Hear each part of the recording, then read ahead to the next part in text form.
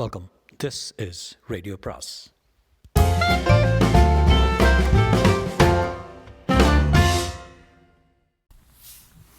அனைவருக்கும் அன்பு வணக்கம். ராஜேஷ்குமாரின் அதிகாலை பறவைகள் அத்தியாயம் 10. இரவே படுக்கை அறையில் என் கணவனிடம் சொன்னேன். அந்த ஆளோட பார்வை சரியில்லை. யாரை சொல்கிற? உங்கள் எஃப்எம். எனக்கு தெரியும். கண்ணுக்கு லட்சணமாக பொண்ணுங்களை பார்த்துட்டா அந்த ஆள் கொஞ்சம் வழிவான். அப்பேற்பட்ட ஆள்னு தெரிஞ்சிருந்தோம் அவனை எதுக்காக கூட்டிகிட்டு வந்தீங்க? நானாக கூட்டிகிட்டு வந்தேன். அவர் தான் என்னை விடலை. இன்றைக்கி லீவ் முடிஞ்சதும் வந்ததும் வராததுமா என்னை கூப்பிட்டு அனுப்பிச்சாரு. போனேன். உனக்கு கல்யாணம் ஆகிருக்காம பொண்டாட்டி ஊரில் இருக்காளா, பிறந்த வீட்டுக்கு போயிட்டாளான்னு கேட்டார். இங்கே தான் இருக்கிறதா சொன்னேன். சாயந்தரம் வீட்டுக்கு வர்றேன்ட்டார். அவர் வர்றேன்னு சொன்னேன். நீங்கள் ஏதாவது காரணத்தை சொல்லி அதை தடுக்க பார்த்துருக்கணும்ல. வினயா, எனக்கு மேலதிகாரியாக இருக்கிற ஒருத்தர்கிட்ட அப்படிலாம் நான் பேச முடியாதுமா. ஏன் பேசினேன்னு? காலையில் 10 மணிலேருந்து சாயந்தரம் 5 மணி வரைக்கும் நான் வேலை பார்க்குற இடம் அது. எஃப்எம்மோட மனசை கொஞ்சம் நோக்கடித்தாலும் போதும், எத்தனை என்னை ஏதாவது பிரச்சனையில் மாட்டி விட்டு வேடிக்கை பார்ப்பான். அதுக்காக அவன் சொல்கிறதுக்கெல்லாம் தலையாட்டுறதா? கோபப்படாத வினயா, எனக்கு வீடாக மடிச்சு கொடு. இப்போ பாருங்கள், இனிமேல் அந்த ஆள் எந்த காரணத்தை முன்னிட்டு வீட்டுக்கு கூட்டிகிட்டு வராதிங்க. நீங்கள் மீறி கூட்டிகிட்டு வந்தால் நான் வெளியே போயிடுவேன். சரி கூட்டிகிட்டு வரல. அவனும் அவனோட மூஞ்சியும் வயசுக்கு ஏற்ற கண்ணியம் வேண்டாம். டைரியை படித்து கொண்டிருந்த ஜீவாவை அரைக்கதவு தட்டப்படும் சத்தம் ஈர்த்தது. டைரியை மூடி வைத்துவிட்டு எழுந்தான். யாராக இருக்கேன் கிருஷ்ணா? யோசித்துக்கொண்டே போய் கதவை திறந்தான். வெளியே கிரைம் பிரான்ச் ஆஃபீஸர் கெம்பண்ணா புன்னகையோடு நின்றிருந்தார். Hello doctor.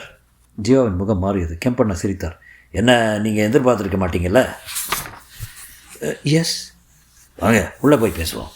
கெம்பண்ணா உள்ளே வர நாற்காலில் உட்கார்ந்திருந்த ராம்பாபு சற்று நடுக்கமாக எழுந்து நின்றான். கிரைம் பிரான்ச் ஆஃபீஸர் கெம்பண்ணா அறைக்குள் நுழைந்து அங்கிருந்து நாற்காலில் சாய்ந்து கொண்டார். பக்கத்தில் நடுக்கமாக நின்றிருந்த ராம்பாபு ஏறிட்டார். தவமணி அம்மா வீட்டுக்கு எதிர் வீட்டில் தான் நீ குடியிருக்க? ஆமாம் சார். என்ன உனக்கு தெரியுமா? தெரியுது சார். குமார் கொலை சம்மந்தமாக விசாரிக்க என் வீட்டுக்கு ஒரு தடவை வந்திருக்கீங்க. இப்போ நீ டாக்டரை பார்க்க எதுக்காக இங்கே வந்திருக்கேன்னு நான் தெரிஞ்சுக்கலாமா? ஜீவா குறுக்கிட்டார். மிஸ்டர் கெம்பண்ணா, இந்த கேள்விக்கு நான் பதில் சொல்கிறேன். தவமணி அம்மா இறந்து போன நியூஸை டெலிகிராம் மூலமாக எனக்கு தெரியப்படுத்தினது ராம்பாபு தான். வினயாவோட மனநிலை கெட்டு போனதுக்கு காரணம் என்னவாக இருக்குன்னு தெரிஞ்சுக்கிறதுக்காக தான் ராம்பாபு ஹோட்டலுக்கு வர சொன்னேன். வினயாவோட மனநிலை கெட்டு போனதுக்கு ராம்பாபு சொல்கிற காரணம் என்ன? அதே காரணத்தை தான் சொல்கிறாரு. எதே காரணம்? தொழிற்சங்கத்தை சேர்ந்த சில பேர் குமார வினயா கண் முன்னாடியே கண்டதுன்னவோ வெட்டி கொலை செய்ய அதை பார்த்த அதிர்ச்சியில் வினயாவுக்கு கெம்பண்ண புன்னகைத்தார். டாக்டர், இந்த பழைய காரணம் ரொம்ப நாளைக்கு எடுபடாது. குமாரோட கொலைக்கு தொழிற்சங்க விரோதம் காரணம் இல்லை. வேற என்ன காரணம்? அதை கண்டுபிடிக்கிற முயற்சியில் இப்போ முழு மூச்சை இறங்கிட்டுருக்கேன். ராம்பாபுக்கு அந்த காரணம் தெரியும்னு நான் நினைக்கிறேன். ராம்பாபு அவசரமாய் மறுத்தான். ஏன், எனக்கு தெரியாது சார். அது எப்படி உனக்கு தெரியாமல் போகும்? தாவமணி அம்மாவோட குடும்பம் இந்த தெருவிலேயே உன்னோட குடும்பத்தோடு மட்டும்தான் நெருங்கி பழகியிருக்கு. சார், நெருங்கி பழகிறதால மட்டுமே எல்லா உண்மைகளையும் தெரிஞ்சிக்க முடியுமா என்ன? நீங்கள் கேட்குற கேள்விக்கும் டாக்டருக்கு ஜீவா கேட்குற கேள்விக்கும் பெரிய வித்தியாசம் எதுவும் இல்லை. குமாரை கொலை பண்ணது யாருன்னு நீங்கள் கேட்டீங்க. வினயாவோட மனநிலை எப்படி பாதிக்கப்பட்டதுன்னு டாக்டர் கேட்குறாரு. இந்த 2 கேள்விகளுக்கும் ஒரே பதில் தான். ஆனால் அந்த பதில் எனக்கு தெரியாது. எல்லாருக்கும் தெரிஞ்ச அந்த பழைய பதில் தான் எனக்கு தெரியும். ராம்பாபு, நீ சாமர்த்தியமாக பேசுகிற. உன் மனசில் இருக்கிற உண்மைகளை நீ ரொம்ப நாளைக்கு மறக்க முடியாது. என்றைக்காவது ஒரு நாள் வெளியே வந்து தான் ஆகணும். சாரி சார், நீங்கள் நினைக்கிற மாதிரி எங்கிட்ட எந்த உண்மையும் மறைஞ்சு கிடக்கல. ஜீவா இடைமறித்தான். Please hear me mister Kempanna. வினயாவோட மனநிலை பாதிக்கப்பட்டதுக்கு உண்மையான காரணம் என்னன்னு தெரிஞ்சுக்க தான் பெங்களூர் வந்தேன். காரணம் என்னன்னு தெரிஞ்சால் அவளை குணப்படுத்துறது சுலபம். வினயா குணமாயிட்டா அவளே உங்களுக்கு வேண்டிய தகவல்களை சொல்லுவாள். அவளை சொல்ல வைக்க வேண்டியது என்னோட கடமை. கெம்பண்ணா எழுந்து கொண்டார். டாக்டர், உங்கள் பேச்சை நம்பி வெளியே போகிறேன். நீங்கள் வினயாவை குணப்படுத்தி அவன் மூலமாக ஏதாவது உண்மைகள் தெரிஞ்சால் உடனடியாக எங்களுக்கு இன்ஃபார்ம் பண்ணுங்க. Sure, that's my primary duty. Kempanna Rambabu இறங்க ஒரு முறை பார்த்து விட்டு அறை நின்று வெளியேறினார். அவர் வெளியேறி போகும் வரை மௌனம் காத்த ஜீவா பின் கதவை தாழ்த்து வந்து நாற்காலியில் சாய்ந்தான். ராம்பாபு புன்னகைத்தான். இந்த ஆள் மோசமான பேர் சார். ஜீவா பெருமூச்சு விட்டான். ராம்பாபு, எதுக்காக போலீஸ் இப்படி சுற்றி வர்றாங்க? வினயாவோட வாழ்க்கையில் அப்படி என்ன தான் நடந்தது? ராம்பாபு தலையணைக்கு கீழே மறைத்து வைத்திருந்த டைரியை எடுத்தான். கெம்பண்ணா கண்ணில் அது படக்கூடாதுன்னு தான் மறைச்சி வச்சேன். இந்த டைரியை கண்டினியூ பண்ணுங்க சார். வினயோட வாழ்க்கையில் என்ன நடந்ததுன்னு உங்களுக்கு தெரியும். ஜீவா குழப்பமாய் டைரியை வாங்கி பிரித்தான். வினயா எழுதியிருந்த வாக்கியங்கள் அவனை அந்த நிகழ்ச்சிகளுக்கு கூட்டிக் கொண்டு போயிற்று. வினயா தீர்மானமாய் தலையாட்டினாள். நீங்கள் என்ன சொன்னாலும் சரி, நான் வரவே மாட்டேன். குமார் அவளுடைய மோவாயை பற்றினான்.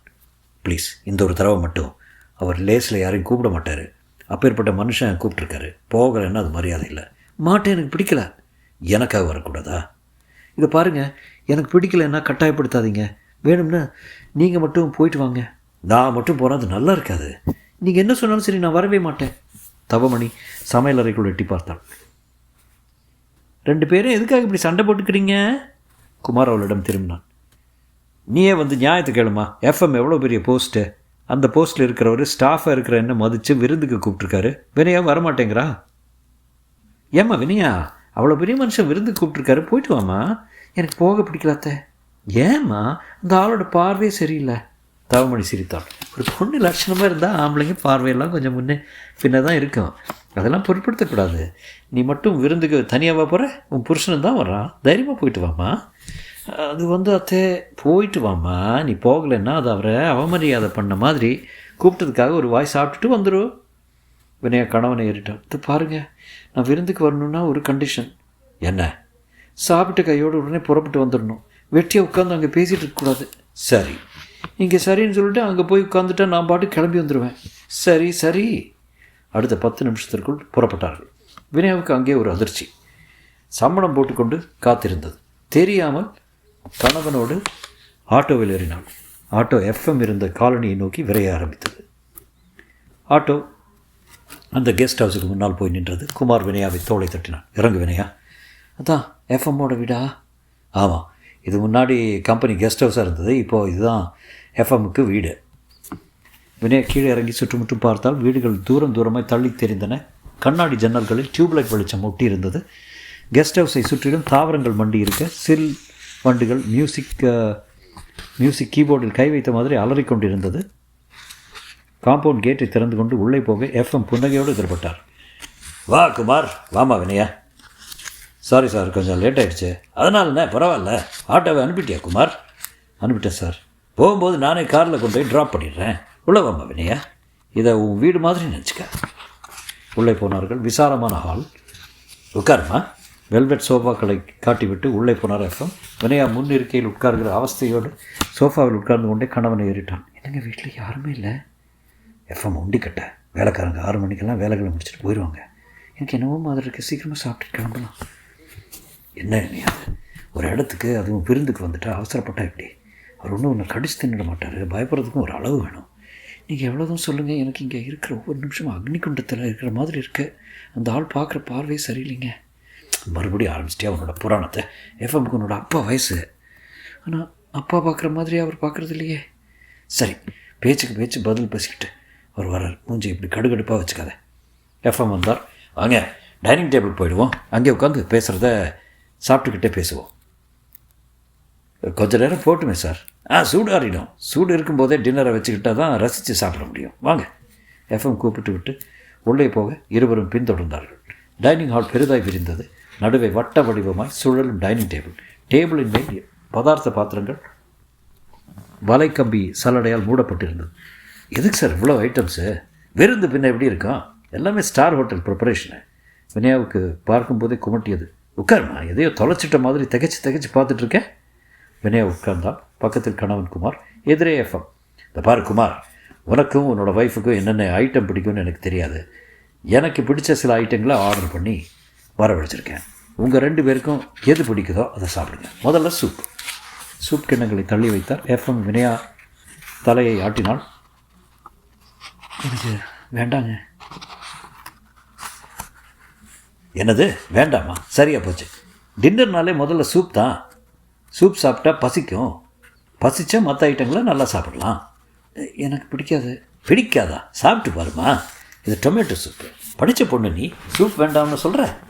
வினயா வேண்டா வெறுப்பாய் சூப் கிண்ணத்தை பக்கத்தில் நகர்த்தி வைத்துக்கொள்ள முயன்ற வினாடி அது சட்டென்று தழும்பி வினயா கட்டியிருந்த பட்டுப்புடவையில் மேல் சிதறியது. ஹடடே, என்ன வினையது? பார்த்து எடுக்கக்கூடாது. குமார் கடிந்து கொண்டான். சாரிங்க, தெரியாமல். பட்டு புடவையில் கரைப்பட்டால் போகாது. போய் வாஷ் பண்ணிட்டு வந்துடு. வினயா எழுந்தாள். பாத்ரூம் எங்கே இருக்கு? எஃப்எம் கை காட்டினார். அதோ அந்த பக்கம். வினயா எழுந்து போனாள். 2 அறைகளை கடந்ததும் உட்பக்கமாக குளியலறை கதவு தெரிந்தது. கதவை தள்ளிக்கொண்டு உள்ளே நுழைந்தாள்.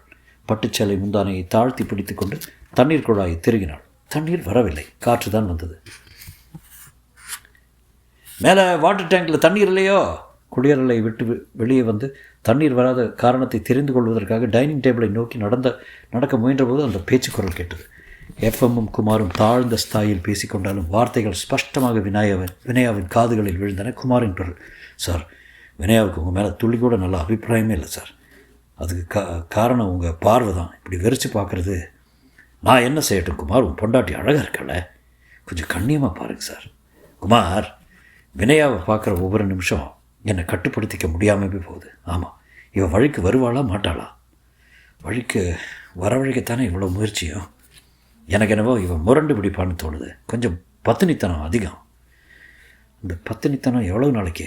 இதே கெஸ்ட் ஹவுஸில் அடுத்த மாதத்துக்குள்ளே ஏதாவது ஒரு ராத்திரி அவள் உடம்புக்கு உங்களுக்கு சொந்தமாக போகுது. குமார், அது மட்டும் நடந்ததுன்னா உனக்கு மறுநாளே ப்ரமோஷன் ஆர்டர் டைப் ஆகிடும். நான் ப்ரைவேட்டாக பண்ணிகிட்ருக்கிற ஷேர் மார்க்கெட் பிஸ்னஸ் லாபத்தில் உனக்கும் 1% பங்கு உண்டு. குமார் சிரித்தான். உங்களை பற்றி எனக்கு தெரியாதா சார்? சொன்னபடி செஞ்சிருவீங்களே. வினயா உனக்கு பொண்டாட்டியை வாய்ச்சது ஒரு பெரிய பம்பர் ப்ரைஸ் அடித்த மாதிரி. பின்ன எப்படி உனக்கு கிடைச்சா? கொஞ்சம் தூரத்து சொந்தம். வினயாவோட அப்பா கடனாளி வேற. எங்கள் அம்மா பண உதவி பண்ண போக தூரத்து சொந்தம் நெருங்கின சொந்தம் ஆகிடுச்சே. சரி, வினயா புடவையை சுத்தப்படுத்திக்கிட்டு வர்ற நேரம் வேறு ஏதாவது பேசு. தொடரும்.